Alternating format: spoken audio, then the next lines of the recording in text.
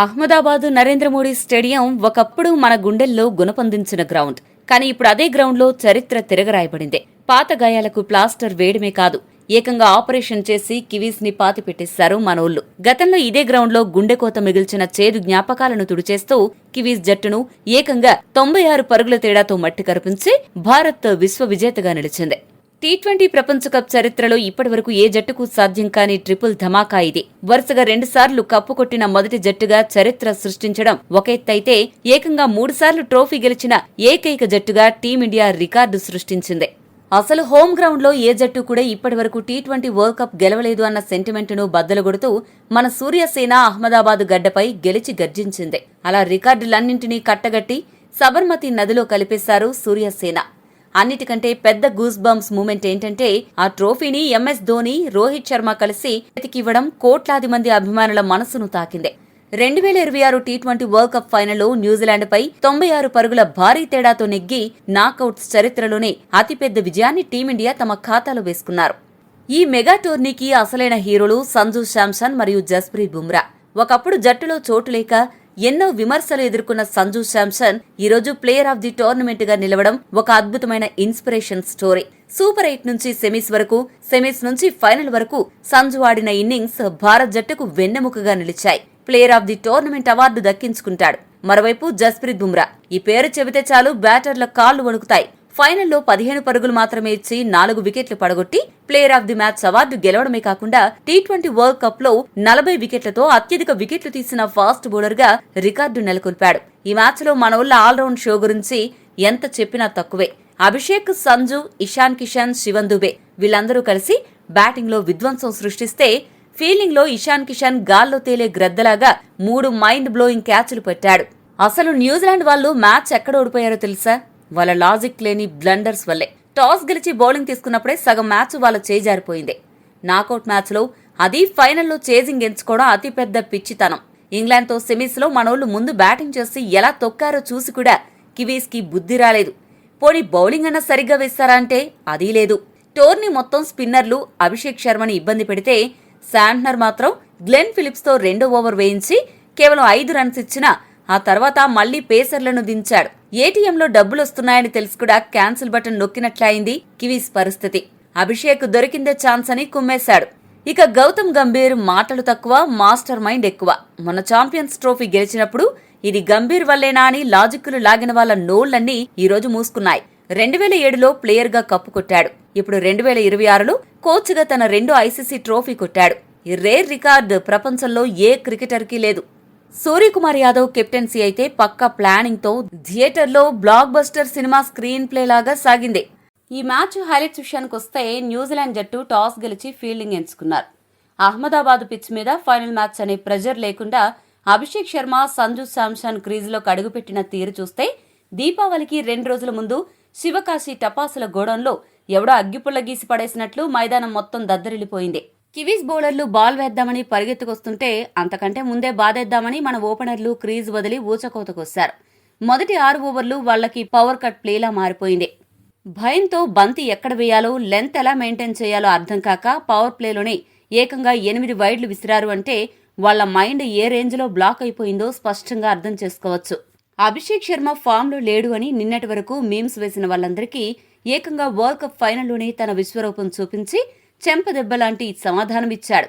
కేవలం 18 బంతుల్లోనే half century బాది T20 world cup knockouts చరిత్రలోనే ఫాస్టెస్ట్ 50 రికార్డును తన పేరు మీద లిఖించుకుని యువరాజ్ సింగ్ లాంటి లెజెండ్ల సరసన దర్జాగా కూర్చివేసుకుని కూర్చున్నాడు. మరోపక్క Sanju Samson class and mass batting తో కివీస్ బౌలర్లను ఒక ఆట ఆడుకున్నాడు. ఇద్దరూ కలిసి 200కు పైగా స్ట్రైక్ రేట్ తో సునామీలా విరుచుకుపడుతుంటే, లాకీ ఫెర్గుసన్ వేసిన ఒకే ఓవర్లో 24 పరుగులు పిండుకుని వరల్డ్ కప్ ఫైనల్స్ లోనే అత్యంత ఖరీదైన ఓవర్గా మార్చేశారు. వీళ్ల దెబ్బకి కేవలం 3.6 ఓవర్స్ లోనే టీమ్ స్కోరు 50 దాటి నాకౌట్స్ హిస్టరీలో ఫాస్టెస్ట్ టీమ్ 50గా రికార్డు సృష్టించింది. మెన్స్ టీ20 వరల్డ్ కప్ ఫైనల్స్ చరిత్రలో ఫస్ట్ టైం ఒక ఓపెనింగ్ పేయర్ 50 పరుగుల మార్కు దాటడమే కాకుండా ఏకంగా పవర్ ప్లే 6 ఓవర్లు ముగిసేసరికి వికెట్ నష్టపోకుండా 92 పరుగుల బోర్డు మీద పెట్టారంటే వీళ్ల లాజిక్ లెస్ మాస్ హిట్టింగ్ ఏ రేంజ్ లో ఉందో ఊహించుకోవచ్చు. గతంలో వెస్టిండీస్ నెలకొల్పిన అత్యధిక పవర్ ప్లే స్కోర్ 92 పరుగుల రికార్డును ఏకంగా ఫైనల్ లాంటి మెగా స్టేజ్ లో సమం చేసి టీమిండియా సత్తా ఏంటో ప్రపంచానికి చాటి చెప్పారు. పవర్ ప్లేలో అభిషేక్ శర్మ సృష్టించిన విధ్వంసం తర్వాత కివీ స్పిన్నర్లు రంగంలోకి దిగారు. రచిన్ రవీంద్ర వేసిన బంతికి బ్యాలెన్స్ కోల్పోయి ఆఫ్ స్టంప్ పావల ఉన్న బంతిని టచ్ చేసి 21 బంతుల్లో 52 పరుగులు చేసిన అభిషేక్ కీపర్కి క్యాచ్ ఇచ్చి అవుట్ అయ్యాడు. ఎట్టకేలకు 43 బంతుల్లో 98 పరుగుల భాగస్వామ్యం బ్రేక్ అయింది కదా అని కివీ సూపర్ పీల్చుకుందాం అనుకునే లోపే ఇషాన్ కిషన్ రూపంలో మరో తుఫాన్ ఎంట్రీ ఇచ్చింది. సంజు శాంసన్, ఇషాన్ కిషన్ ఇద్దరు క్రీజులో సెట్ అయ్యాక కివీస్ బౌలర్లను వీరిద్దరూ బెంబేలెత్తించారు. ముఖ్యంగా సంజు శాంసన్ చెలరేగిపోయాడు. రచిన్ రవీంద్ర బౌలింగ్లో ఏకంగా హ్యాట్రిక్ సిక్సర్లు బాది స్టేడియం పైకప్పులు లేపేశాడు. అసలు టీ20 వరల్డ్ కప్ చరిత్రలోనే తొలిసారి ఒక ఇన్నింగ్స్లో టాప్ 3 బ్యాటర్లు ముగ్గురు హాఫ్ సెంచరీలు కొట్టారంటే వీళ్ల హిట్టింగ్ లాజిక్ ఏ రేంజ్లో వర్కౌట్ అయిందో అర్థం చేసుకోవచ్చు. ఒకానొక సమయంలో ఇండియా స్కోరు 250 సునాయాసంగా దాటేస్తారేమో అనిపించింది. సరిగ్గా అప్పుడే సినిమాలో సడన్ గా వచ్చే ఇంటర్వెల్ బ్యాంగ్లా 16వ ఓవర్లో జేమ్స్ నీషం బంతి అందుకున్నాడు. అప్పటి వరకు కివీస్ బౌలర్లను విపరీతంగా కొడుతున్న మనోళ్లకి నీషం తన తెలివితేటలతో మాస్టర్ స్ట్రోక్ ఇచ్చాడు. 46 బంతుల్లో 89 పరుగులు చేసిన సంజు శాంసన్ నీషం వేసిన లో ఫుల్ టాస్ను సరిగ్గా అంచనా వేయలేక క్యాచ్ ఇచ్చి సెంచరీ మిస్ చేసుకున్నాడు. 89 పరుగుల వద్ద అవుట్ అయ్యాడు. కానీ ఫైనల్స్లో అత్యధిక వ్యక్తిగత స్కోరు చేసిన ఆటగాడిగా రికార్డు సృష్టించాడు. అదే ఓవర్లో ఇషాన్ కిషన్ 25 బంతుల్లో 54 పరుగులు చేసి ఇషాన్ కిషన్ కూడా 6 కొట్టబోయి అవుట్ అయ్యాడు. ఆ వెంటనే వచ్చిన సూర్యకుమార్ యాదవ్ ఖాతా తెరవకుండానే నీషం వేసిన షార్ట్ బాల్కి రచిన్ రవీంద్ర పట్టిన ఒక సెన్సేషనల్ డైవింగ్ క్యాచ్కి వెనుదిరిగాడు. సంజు, ఇషాన్ లాంటి సెట్ బ్యాటర్లను కేవలం తెలివైన లో పుల్ టాస్లతో బోల్తా కొట్టించి ఒకే ఓవర్లో 3 వికెట్లు తీసిన నీషం లాజిక్కి హ్యాట్స్ ఆఫ్ చెప్పాల్సిందే. నీషం ఇచ్చిన షాక్తో డెత్ ఓవర్లలో ఇండియా కాస్త తడబడింది. స్కోర్ బోర్డును పరిగెత్తించాల్సిన బాధ్యత తిలక్ వర్మ, హార్దిక్ పాండ్యాల మీద పడినా స్లో డెలివరీలకు వాళ్లు తీవ్రంగా ఇబ్బంది పడ్డారు.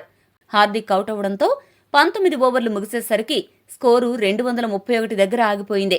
ఆఖరి ఓవర్ వేసేది ఫుల్ ఫామ్లో ఉన్న నీషం కావడంతో స్కోరు 250 క్రాస్ అవ్వడం కష్టమే అనిపించింది. కానీ అక్కడ ఉన్నది శివన్ దూబే. ఆఖరి ఓవర్లో దూబే కరెంట్ షాక్ తగిలిన ట్రాన్స్ఫార్మర్లా పేలిపోయాడు. మొదటి బంతు నుంచే నీషం బౌలింగ్ని చీల్చి చెండాడి 2 సిక్సర్లు 3 ఫోర్లతో ఏకంగా 24 పరుగులు పిండుకుని ఇండియా స్కోరును 255కు చేర్చాడు. 16వ ఓవర్లో హీరో అయిన నీషంని 20వ ఓవర్లో దూబే తన మాస్ హిట్టింగ్తో విలన్లా మార్చేశాడు. వరల్డ్ కప్ చరిత్రలోనే శ్రీలంక తర్వాత అత్యధిక టీమ్ స్కోరు నమోదు చేసిన జట్టుగా టీమిండియా సరికొత్త చరిత్ర లిఖించింది. ఈ ఇన్నింగ్స్తో 4 సిక్సర్లు బాది ఒకే టోర్నమెంట్లో అత్యధిక సిక్సర్లు, అలాగే సెమీస్, ఫైనల్స్ రెండిట్లోనూ 50లు కొట్టిన 3 ఆటగాడిగా శాంసన్ నిలవడం విశేషం. 256 పరుగుల కొండలాంటి టార్గెట్ చూసి న్యూజిలాండ్ బ్యాటింగ్ లైనప్కి సంక్రాంతి రద్దీలో జనరల్ బోగీలో కాలు పెట్టడానికి ట్రై చేసిన సామాన్యుడిలా ముందే మైండ్ బ్లాక్ అయిపోయింది. క్రీజులో కడుగుపెట్టిన మొదటి బంతి నుంచే వాళ్ళ బాడీ లాంగ్వేజ్ చూస్తుంటే ఆ టార్గెట్ని చేస్ చేద్దామనే ఉద్దేశం ఏ కోసానా కనిపించలేదు. ఇండియన్ బౌలర్ల సూపర్ బౌలింగ్ దెబ్బకి కివీస్ ఓపెనర్లు కనీసం ఫ్లయింగ్ స్టార్ట్ కాదు కదా, సైకిల్కి పంక్చర్ అయినట్లు అక్కడే ఆగిపోయారు.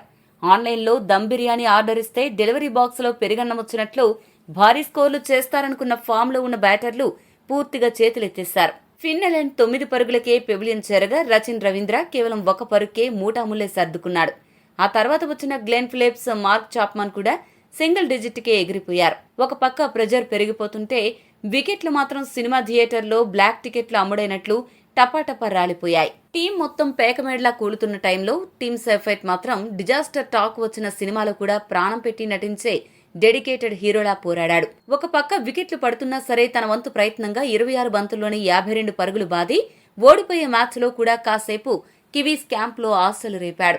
కానీ వాళ్ల కర్మ కాలి వరుణ్ చక్రవర్తి రూపంలో వచ్చిన బంతికి దొరికిపోవడంతో న్యూజిలాండ్ 72 పరుగులకే సగం వికెట్లు కోల్పోయి పాతాళంలోకి పడిపోయింది. ఆ తర్వాత డారెల్ మిచెల్ శాంట్నర్ ఇద్దరూ కలిసి పరువు కోసం పోరాటం మొదలుపెట్టారు.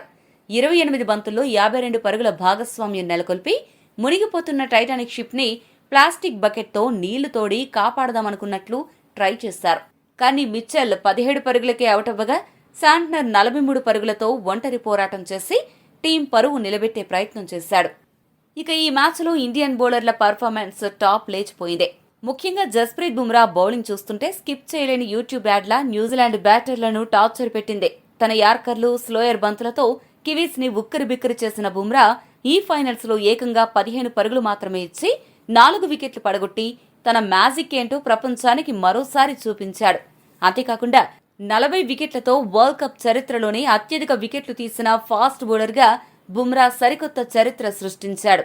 అక్షర్ పటేల్ కూడా తన స్పిన్ మాయాజాలంతో 3 వికెట్లు లాగేయగా వరుణ్, అభిషేక్, హార్దిక్ తలో వికెట్ పంచుకుని కివీస్ కథ ముగించారు. మొత్తానికి 159 పరుగులకే కివీస్ ని కుప్పకూల్చి ఏకంగా 96 పరుగుల భారీ తేడాతో ఫైనల్స్ లో విజయం సాధించి టీమిండియా విశ్వ విజేతగా నిలిచింది.